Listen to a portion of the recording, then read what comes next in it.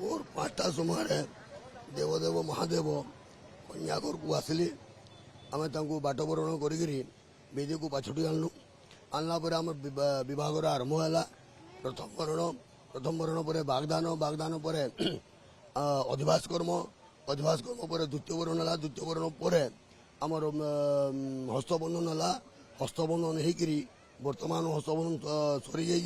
जापर आम हवन हम हवन पर शीतल तुंडी गोटे भोग लगे तापर आम आलती करमु आलती कर सारा पुष्पांजलि कर सारापर आम विवाहटा समापन हम आम शिव पार्वती विवाहटा हूँ माने संबुधर पद्धति हूँ सत्य जुग जो रीतिनीति जो करुले वैदिक नीति करुले से वैदिक नीति प्रथाटा आज पर्यंत आम पढ़ा चली आसी से रीतिनीति अनुसार आम करुचु आबहान काल जो बुढ़ा मैंने नीति अनुसार उत्कल ब्राह्मण हिसाब से से अनुसार आम पर्यंत आज कर कन्या पिता ए वर्ष आमर काली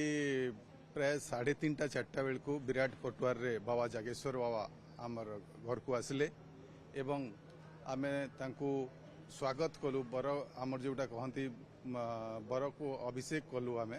आणिकी तांको बेदी रे आस्थान रे तांकर रखिलु तापरे आम रीति आम आरण्यक रीति अनुसार बाहागर आरंभ है माता पार्वती को आम कन्यादान कलु भोर भोर रु